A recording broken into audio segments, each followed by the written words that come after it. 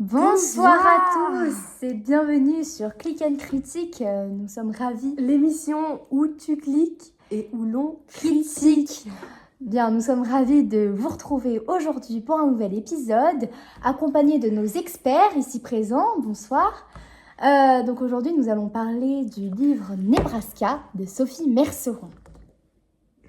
Tu, Click and Critique, tu.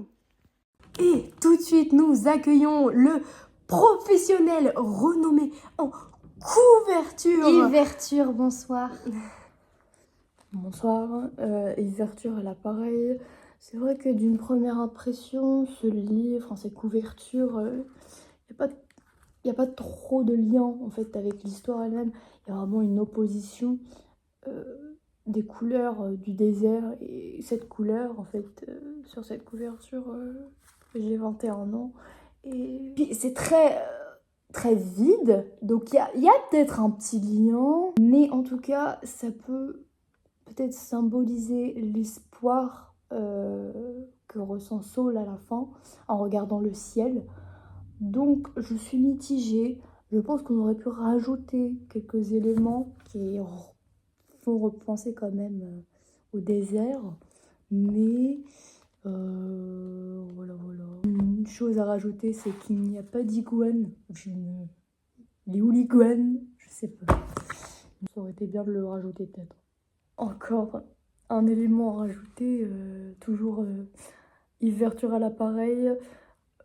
Saul, qui pourrait faire penser au mot âme en anglais.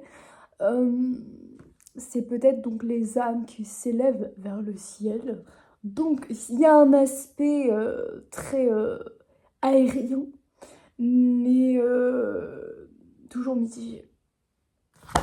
Merci Yverture pour votre analyse très intéressante. En tout cas, on est ravis de vous accueillir. C'était super. Nous allons tout de suite passer à Quentin Résumé, qui du coup va nous faire le résumé de l'intrigue. Allez-y. Merci beaucoup. Donc, c'est parti, Quentin au volant. Alors, le personnage principal qui s'appelle Saul, et en fait, ça peut faire, moi j'ai remarqué, ça peut faire référence aux âmes errantes, parce que Saul, comme l'a dit mon très cher collègue Yves, Saul, c'est âme en anglais. Donc, on peut faire un lien entre le mot Saul, âme, et les âmes errantes qui l'entourent, et personnellement, j'ai trouvé ça super intéressant. Et ce qui est intéressant, c'est que ça parle quand même beaucoup du deuil, de la mort. On a tous les personnages qui sont morts tragiquement, malheureusement, pour eux. C'est hyper dommage. Mais cette fatalité, elle est controversée par une ironie via l'humour que j'ai trouvé pareil, très intéressant, et ça fait que finalement on n'a pas envie de se pendre. Cet humour, ça fait que ça nous renvoie aussi à un message d'espoir et qui est très marqué par la fin où finalement Saul fait exploser la bombe. Alors on suppose qu'il est donc mort et qu'il rejoint ses amis à voir le ciel, à le contempler, à danser, chanter. Et donc on peut y voir un message d'espoir. Et autre chose très intéressante, c'est que malgré que ce soit une pièce de théâtre, au final c'est très poétique. Les personnages sont très mélancoliques. Bon, alors ça je laisserai ma compère en parler plus sérieusement que moi. Mais c'est vrai que on a... après ça va avec la mort, hein, en effet, cette mélancolie qui est tout autour de l'œuvre, c'est vrai que c'est très très beau. Moi, ça m'a beaucoup touchée. Merci Quentin Résumé pour votre analyse très intéressante. Donc maintenant, nous allons passer à Edith Heure, notre professionnelle en titre de livre. Heure, Edith, allez-y, on vous écoute. Bonjour, éditeur. Donc, en effet, je suis pour faire en court terme professionnel dans les titres de livres. Excusez-moi. Et donc, ce qui est hyper intéressant, c'est en fait le titre Nebraska qui suggère déjà un lieu, mais on s'y retrouve pas. On s'y retrouve pas, et moi, ça, je ne sais pas un fou, mais je l'ai retrouvé très intéressant, en fait, que Nebraska ne représente pas le lieu, mais plutôt l'animal qui se trouve dans l'œuvre. D'ailleurs, c'est étrange qu'il soit mis en titre, puisque au final, il n'est pas le personnage principal, excusez-moi. Il n'est pas humain, c'est un animal, un iguane, qui est mis de côté. Il n'intervient quasiment jamais, à part qu'on sait simplement qu'il a mangé un chien, complètement loufoque. Par ailleurs, en Nebraska, le mettre en titre est un moyen forcément de le mettre en avant et de mettre son appétit de vivre en avant également, puisque c'est pour cette raison que Saul a adopté Nebraska, puisqu'il a mangé son chien. Et je le répète, c'est complètement loufoque. Donc voilà, et puis juste ici en tout petit, il y a écrit les solitaires intempestifs. Alors là, on peut tout de suite y voir un lien. Il n'y a pas besoin de battre plus 5. On peut tout de suite y voir un lien. Ce sont des âmes errantes qui se réunissent autour d'une caravane. C'est très intéressant. Ce sont des âmes qui n'ont pas été assez écoutées, dont ils avaient besoin de parler. Autrement, ils ne se seraient pas, j'ai envie de dire, donné la mort, mais Rudy, ce n'est pas vraiment ce qui s'est passé. C'est plus un accident. N'empêche que sa mort est quand même triste, et il n'avait déjà plus en personne. Même sa mère, il dit, l'a abandonné. C'est complètement triste. Mais heureusement que l'humour relève cette tristesse. Merci beaucoup, éditeur, pour votre intervention très intéressante.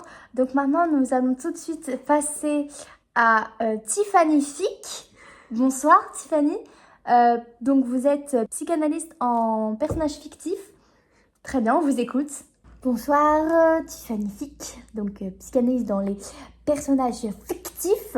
Tout d'abord, nous allons nous concentrer, j'ai fait toute une organisation, donc d'abord sur le personnage principal, Saul, qui veut dire âme, en anglais, comme mes chers collègues l'ont dit, on le répète, mais c'est très important à noter parce que Saul, en fait, c'est un personnage très solitaire. Mais au cours de la lecture, on se rend compte que c'est quand même quelqu'un qui est tolérant avec les autres, qui va aussi vers les autres, qui aide si besoin. Donc on a un personnage qui vraiment résume bien la vie ne fait pas le moine finalement.